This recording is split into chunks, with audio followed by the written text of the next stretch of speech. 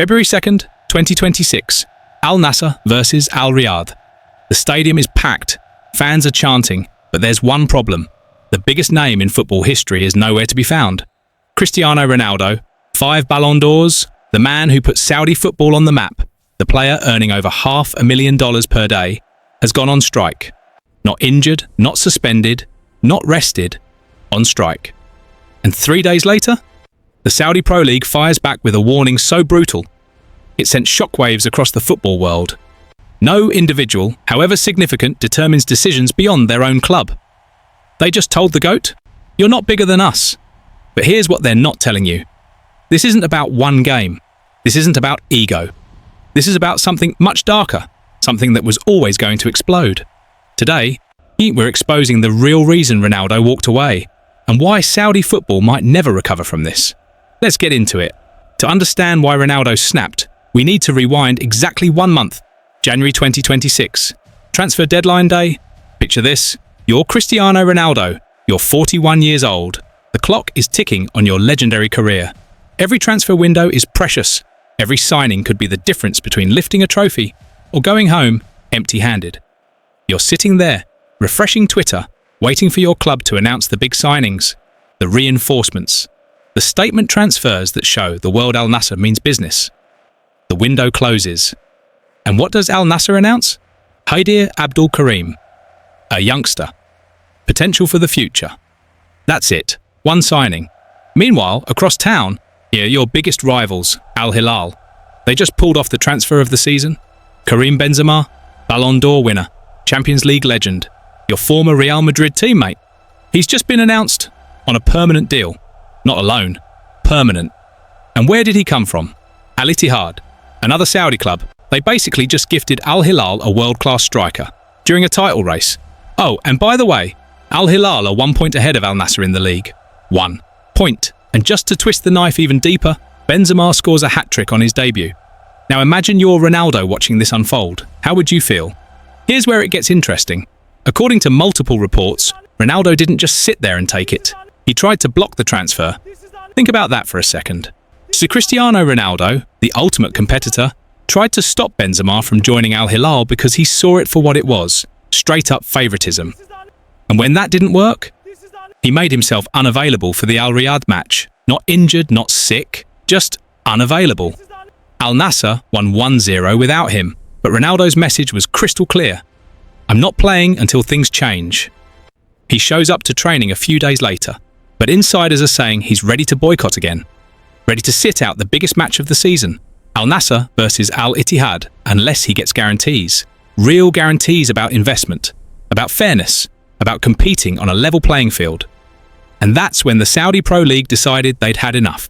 They released an official statement, professional, diplomatic. But the subtext, absolutely savage.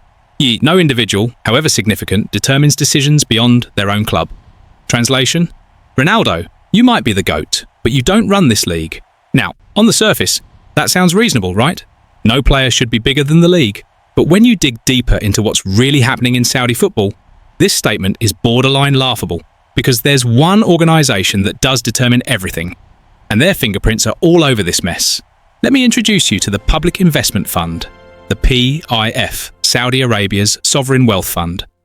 Over $700 billion in assets, one of the most powerful financial entities on the planet. And here's the kicker. They own the majority stake in the big 4 Saudi clubs. Al-Nassr, Al-Hilal, Al-Ittihad, Al-Ahli. Same bosses, same money pot. Those all supposedly competing against each other. You see the problem yet? It's like if Jeff Bezos owned Amazon, Target, Walmart and eBay, and then told you they're all competing fairly. Would you believe that? Of course not. Now, the Saudi Pro League and PIF insist that each club operates independently. They claim Benzema's transfer was privately funded by Prince Al-Walid bin Talal, a billionaire Al-Hilal part owner. Not PIF money, private money. Okay, sure, technically true, but let's be real for a second. When you zoom out and look at the pattern, Al-Hilal gets aggressive backing. They land the big names, they strengthen at crucial moments, they win titles. Al-Nassr? They get Ronaldo in 2023, the biggest signing in Saudi football history. And then, crickets. No league title before he arrived. No league title since he arrived.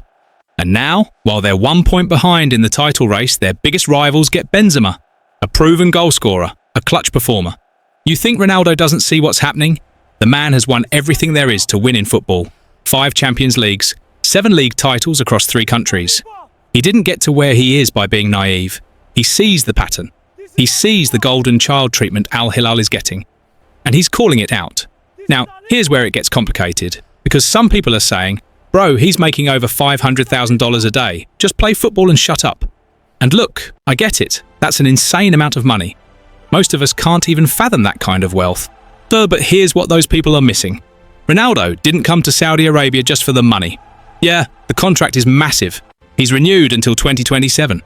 But at 41 years old, he didn't uproot his entire life, move to a new continent and become the face of Saudi football, just to collect a paycheck. He came for a project, a winning project.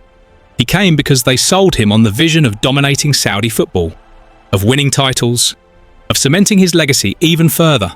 And right now, that vision is crumbling. Every transfer window that passes is one less opportunity. Every season without silverware is another year closer to retirement. He's got maybe 2-3 years left at the elite level. This isn't about greed. This is about legacy, about competition, about keeping promises.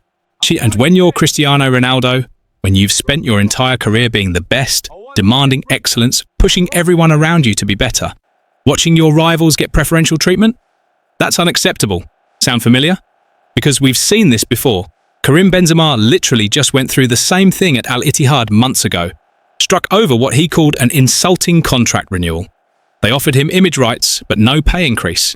He felt disrespected, so he forced his way out, straight to Al-Hilal. Ronaldo sees the writing on the wall.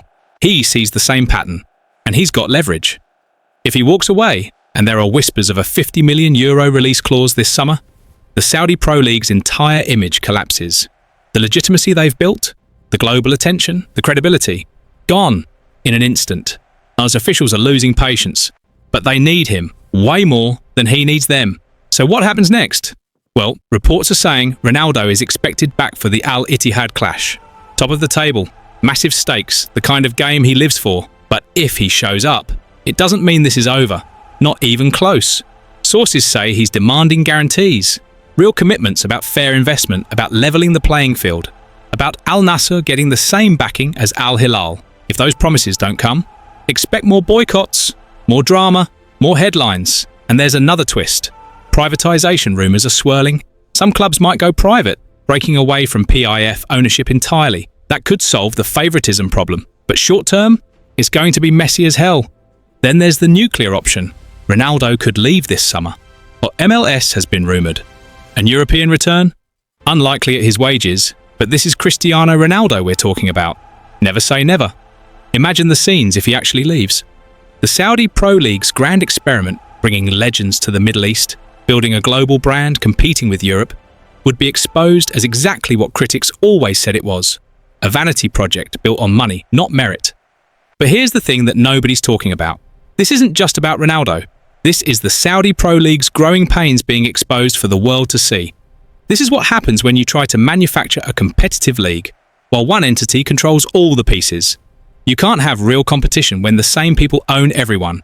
You can't have fairness when resources flow to favourites. Yeah, you can't build something authentic when the foundation is compromised. Ronaldo didn't start this fire. He's just the spark that's showing everyone where the cracks are. So here's my question for you. Is Cristiano Ronaldo a hero standing up against an unfair system? Or is he a diva disrupting the league that made him richer than ever? Personally, I think the truth is somewhere in the middle. But one thing's for sure, this story is far from over. The next few weeks are going to be absolutely critical. Does Ronaldo play? Does he get his guarantees? Does he walk away? Does the entire Saudi football project start to collapse? We're watching history unfold in real time. If you want to stay updated on every twist and turn of this saga, hit that subscribe button and turn on notifications. This is moving fast, and you don't want to miss a single development. Drop a comment below with your hottest take. Team Ronaldo or Team Saudi League? And if this breakdown gave you a whole new perspective on what's really happening, smash that like button. Because trust me, this is just the beginning.